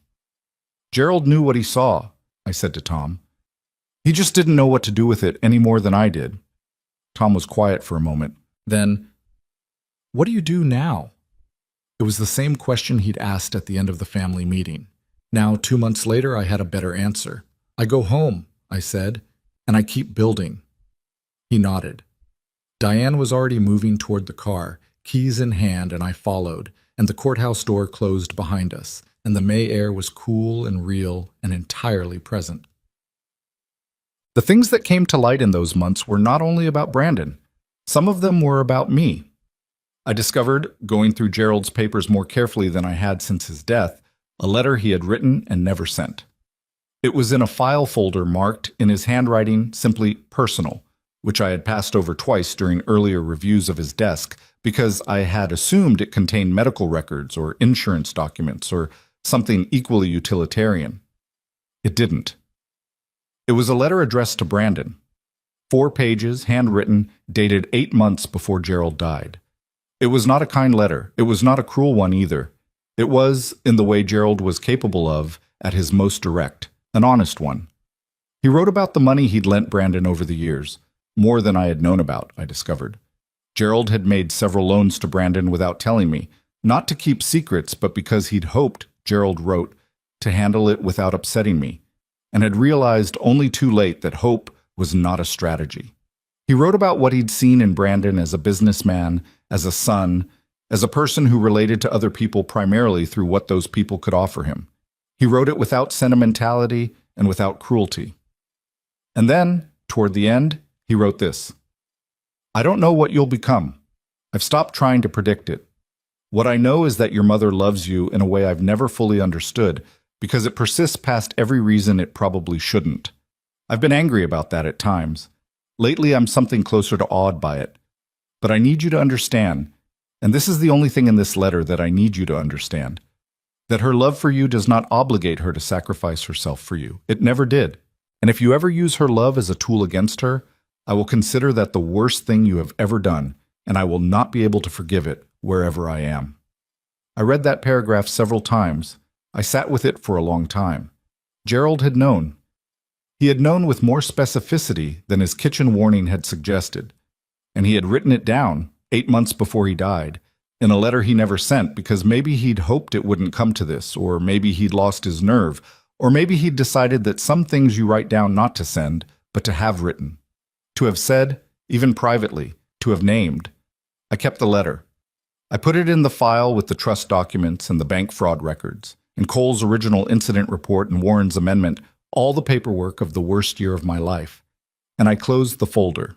Then I went and made myself dinner. Something simple. Eggs, toast, the last of a soup I'd made earlier in the week. I ate at the kitchen table, alone, in the house that was still mine, and outside the May evening was going from gold to gray in the way it does in Pennsylvania at that time of year, the long, slow, beautiful decay of a spring day. And I ate my eggs, and I did not cry, and I did not feel sorry for myself, and I did not feel triumphant. I felt, with a clarity I had not had in years, exactly where I was. And where I was here, alive, clear-eyed, still standing. For now, that was enough. It was more than enough. It was, in fact, everything. The trial was set for the 2nd week of October. I want to tell you that I walked into that courthouse calm and unafraid, that the months of preparation had sealed me against whatever that day could throw at me. But that would not be true. And I have spent enough of my life telling comfortable untruths about hard things. The morning of the first day, I sat in my car in the courthouse parking lot for 11 minutes before I could make myself go in. I know it was 11 minutes because I watched the clock on the dashboard, not as a way of measuring time, but as something to fix my eyes on while I managed my breathing. The tree outside the parking lot had gone full October, that particular red that Pennsylvania maples do, the color that looks almost violent against a gray sky. I sat and looked at it and thought about December, about a different kind of tree, birches with ice on their branches catching headlights and throwing it back, about how far I had come from that road. Then I got out of the car. Warren was waiting on the courthouse steps with a younger colleague he'd brought to assist, a woman named Priya who was sharp and prepared and said little, which I appreciated. Diane was there.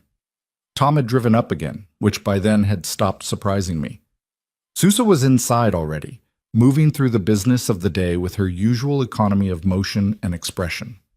Brandon was there with his attorney, a man I had never met who had the particular air of someone accustomed to difficult clients and long odds. Brandon was in a suit I didn't recognize, new or borrowed or purchased specifically for this. He was thinner still than he'd been in May. When he came through the door and we were briefly in the same space, the same corridor, he looked at me for one long second.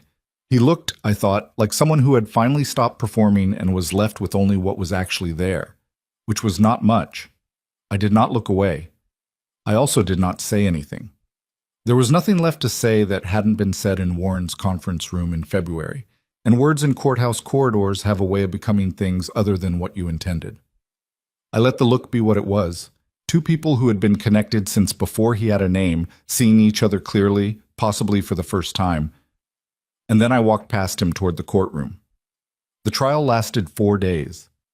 I will not walk you through every hour of it, because most of those hours were procedural and technical, the machinery of the legal process doing what it does with a thoroughness that is both reassuring and exhausting. I will tell you what mattered. On the second day, the prosecution entered the financial records. All of them. The bank transfer logs, the home equity line documentation with the forged signature, the fabricated Dr. Haskell correspondence that had been sent to Warren's office, the text messages to Diane and Tom and Marion. The document examiner testified about the signatures. The bank's fraud investigator testified about the transfer pattern. Renata, the fraud specialist I had spoken to on the phone in December, testified in person. She was younger than I had imagined from her voice, early 30s, methodical and precise on the stand. On the third day, Cole testified. He described finding me on that mountain road in terms so specific and so quiet that the courtroom, which had been running at a low ambient level of noise throughout the proceedings, went completely still. He described the temperature. He described what I looked like when his headlights hit me. He described my hands. I had not known, until he said it on the stand, that when he'd helped me to the truck, my hands had been bleeding. I had caught myself on something in the dark. A branch, a wire fence, I still don't know, and hadn't felt it, because cold hands don't register pain the way they should. Cole had wrapped them in a cloth from his emergency kit. He still had the cloth, he said. He had kept it, logged it. It was entered into evidence. I sat in that courtroom and listened to a 29-year-old man describe the cloth he had used to wrap my bleeding hands in the cold, and I had to work very hard to stay where I was and not go somewhere else inside my own head. Brandon's attorney made the argument they had telegraphed from the beginning, that the financial transfers were loans made with my knowledge and informal agreement, that the mountain road was a misunderstanding that had escalated, that I had chosen to exit the vehicle. He said the word chosen with a particular emphasis, as if the act of my survival negated the intent behind the situation that had necessitated it, as if getting out of a car that has been stopped in a deliberate place, in deliberate weather, by someone who has spent a year building toward your removal from your own life, was simply a choice made in the ordinary sense of the word. Sousa's team had anticipated this. On the fourth day, they called their final witness, Sandra, Brandon's first ex-wife, Lily's mother. I had not known she was going to testify. Sousa had kept that close, and I understood why. If I had known, I would have worried about it, about what it would cost Sandra, about whether it was fair to pull her into this. But Sandra had apparently come forward on her own. Sousa told me this afterward. Sandra had contacted the prosecutor's office in August and offered a statement. She testified for 40 minutes. She described the marriage, not comprehensively, not as an airing of grievances, but specifically and on point. She described financial behavior. She described a pattern of moving money in ways that weren't traceable, of claiming loans that the other party had no memory of agreeing to, of constructing narratives after the fact that reframed his decisions as other people's choices. She described one specific incident near the end of their marriage, in which Brandon had told her that his parents were planning to cut him out of their will and that he needed to get ahead of it before it was too late. She said it without drama. She said it the way someone says something they have been carrying for a long time and have finally been asked to put down. Her voice didn't shake. She looked at the jury when she spoke, not at Brandon and not at me. I looked at her, though. I looked at her and I thought about what it cost a person to walk into a room like that and say true things about someone they had once loved, someone who was the father of their child.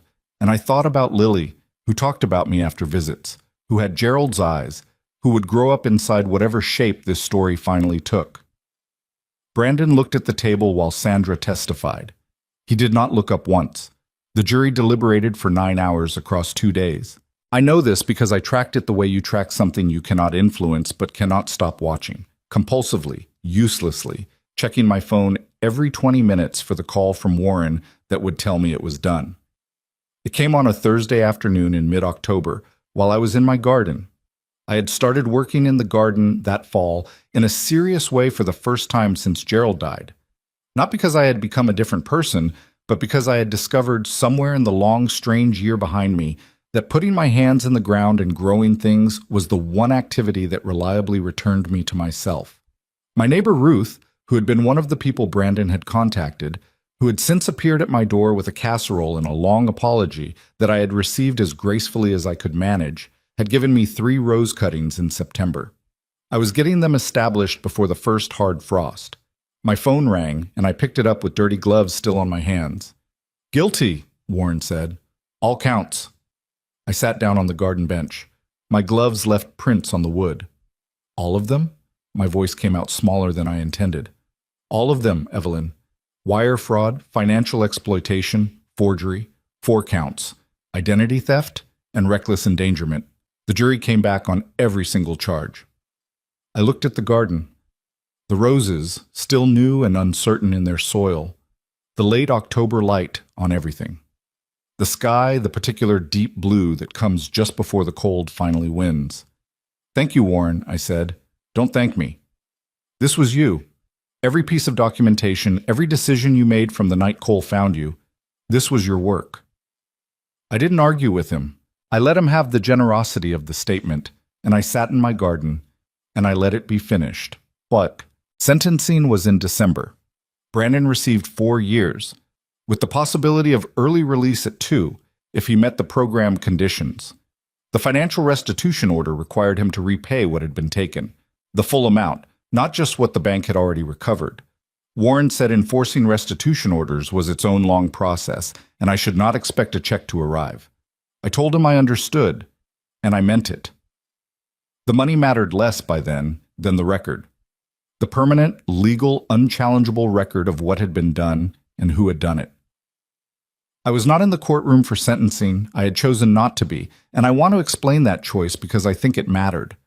I had been asked if I wanted to deliver a victim impact statement, and I had spent 2 weeks deciding, and in the end I said no. Not because I didn't have things to say. I had, if anything, too many. But I had already said the true and necessary things in every room that mattered, to Sousa, to Warren, to the jury through their testimony. Adding one more statement in one more room felt like it would be for me, rather than for any purpose the situation actually required. And I had spent enough of my life doing things for the wrong reasons. I was trying to stop.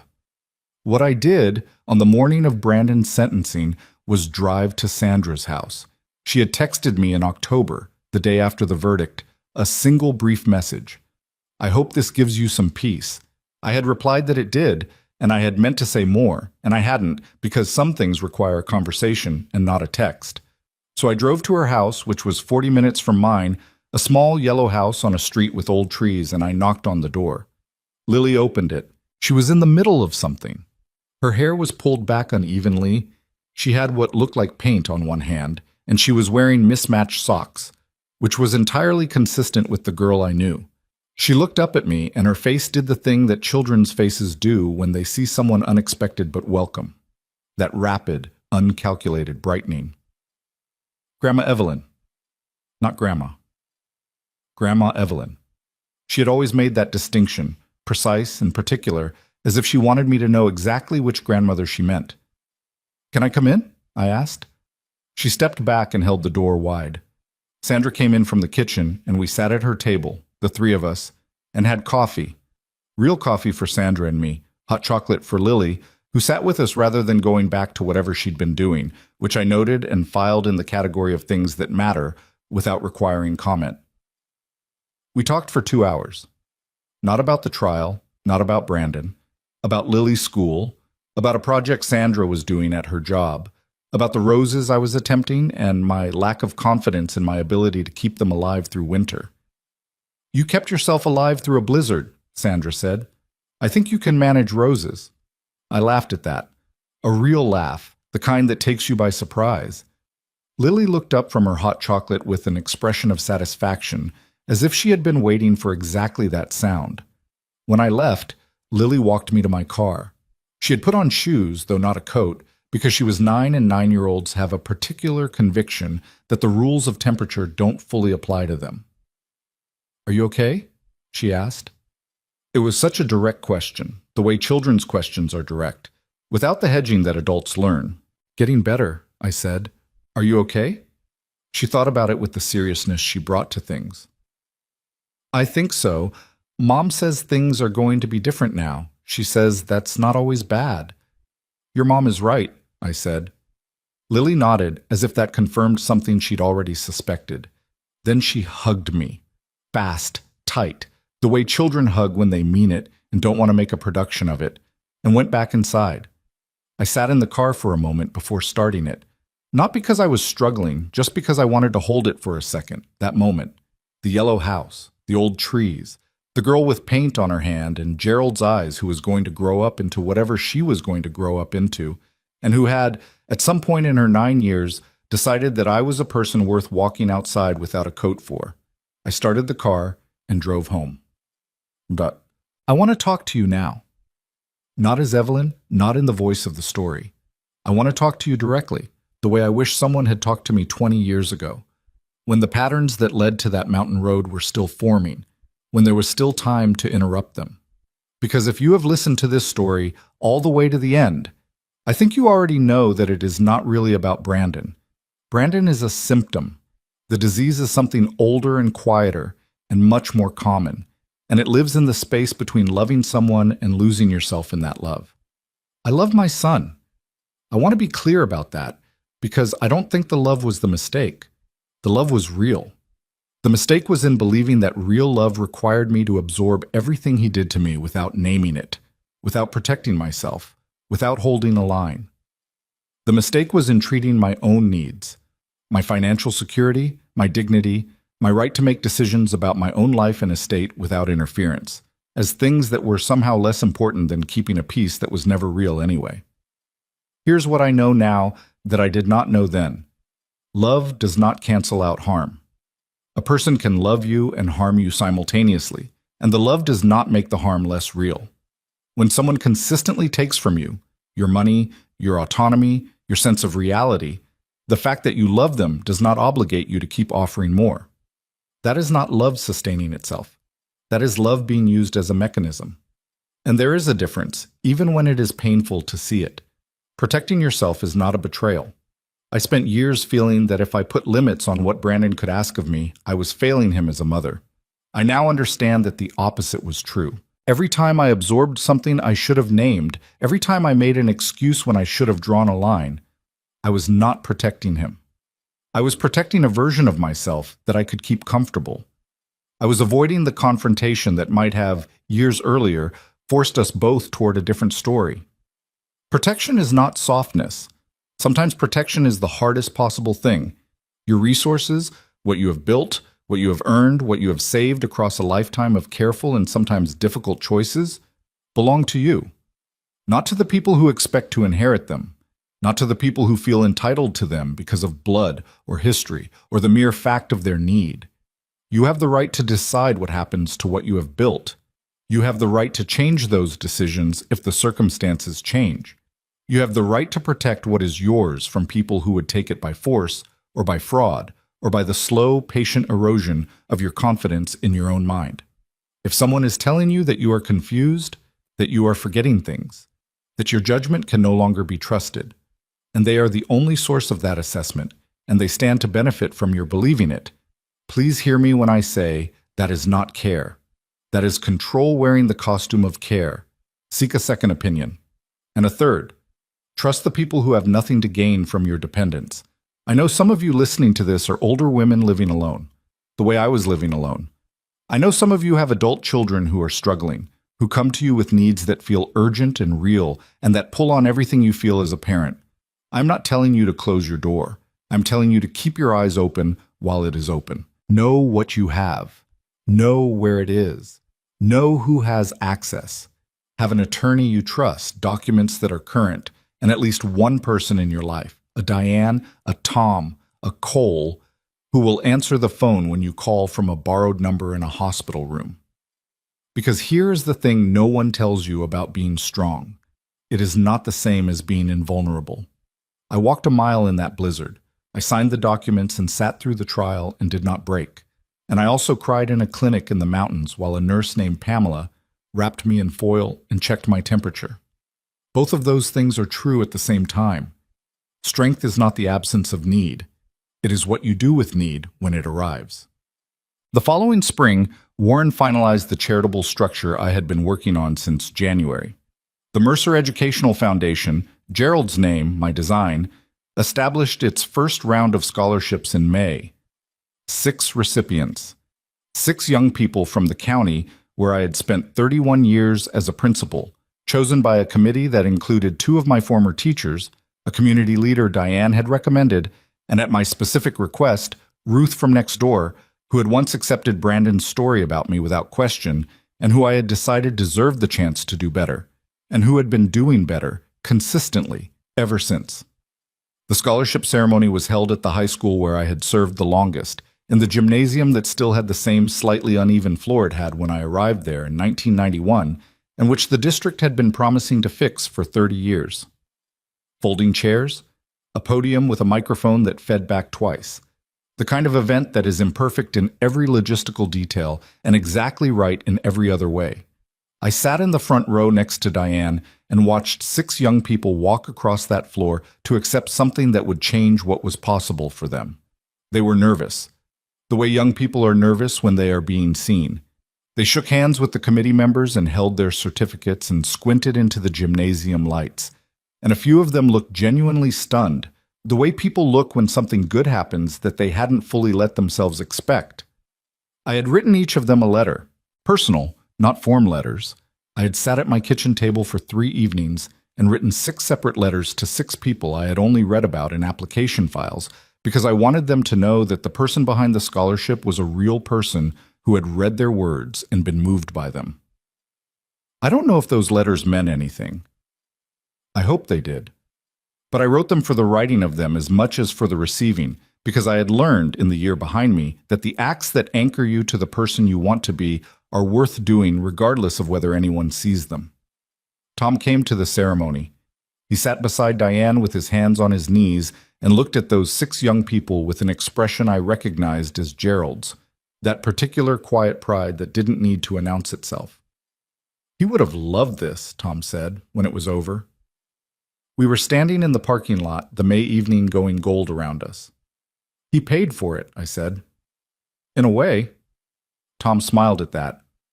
He'd say you paid for it. We both did, I said. That's what 32 years means. There was a reception afterward in the school library. I stood for 2 hours and talked to people and ate bad punch and excellent cookies that one of the scholarship recipients' mothers had brought, and I was tired by the end of it in a way that felt earned rather than depleted. When I finally got to my car, I sat for a moment in the quiet of it, the noise of the reception still faintly audible through the closed windows. I thought about December. The parking lot behind the school was adjacent to the athletic fields, and beyond the fields were the hills, and beyond the hills, somewhere north and east, were mountains. The same mountains. The same roads winding up through the same trees that had ice on their branches that night, that had been dark and close and indifferent while I walked through the storm looking for a light. I was not afraid of the mountains. I want you to know that. Fear of the place would have been understandable, reasonable, and I did not feel it. What I felt, sitting in the school parking lot with the reception still going inside, was something I don't have a precise word for. A kind of accounting. A tallying up of what the year had cost and what it had built, and what those 2 things meant together. What it cost, $63,000, some of which was recovered and some of which was not. One knee that still ached in cold weather. The last version of my son I had tried to believe in. Years, I will not pretend otherwise, to years that I spent loving someone who was in the process of building the tools he would eventually use against me, and not seeing it. What it built. A trust that held. An estate protected. A foundation with 6 recipients and a committee and a scholarship ceremony in a gymnasium with a crooked floor. Lily's education, secured regardless of anything else. Sandra, who had walked into a courtroom and said true things. Tom, driving from Maryland. Diane, answering the phone. Cole, stopping a truck on a mountain road in a storm because someone was waving her arms. The network of people who showed up. That was what it built. Not by design. I had not orchestrated those relationships, had not planned for Cole or Sandra or Renata at the bank. They had appeared because I had been willing to tell the truth about what happened. And truth, when you tell it clearly, has a way of calling people toward it. I started the car. The roads home were familiar and well lit, nothing like what they had been in December, and I drove them with the window cracked because the evening was warm enough and I wanted the air. Here is the last thing I want to say to you, and I mean it as directly as I can say anything. The person who wants to take what is yours is counting on your hesitation. They are counting on your love, your loyalty, your belief that family is the one thing that holds regardless. They are counting on the version of you that would rather absorb the harm quietly than cause a disruption that feels like disloyalty. They are counting on you not knowing your own worth. Know your worth. Not the worth that other people assign to you. Not the worth that requires you to keep giving past the point of reason in order to justify being loved. The worth that exists independent of anyone else's assessment of it. The worth that walked a mile in a blizzard and signed the documents and sat through 4 days of trial and planted roses in October and wrote 6 letters to 6 strangers and showed up every time because showing up was the thing that was required. Gerald saw it. Cole saw it. Diane and Tom and Sandra saw it. The jury saw it. And somewhere in this year, somewhere between that logging road and this parking lot, I finally, fully saw it in myself. I am 68 years old. I have a house that is mine and an estate that holds and a foundation that will outlast me. I have a 9-year-old girl with Gerald's eyes who called me Grandma Evelyn and hugged me in a front yard without a coat. I have a knee that reminds me, in the cold, that I survived something that was meant to be unsurvivable. I have more years ahead of me and I intend to use them, not for anyone who would take them from me, for the people who show up, for the young people with their certificates and their stunned faces in gymnasium lights, for the version of myself that Gerald saw and that I am still, every day, still learning to trust. That is the legacy I am building, and it is mine.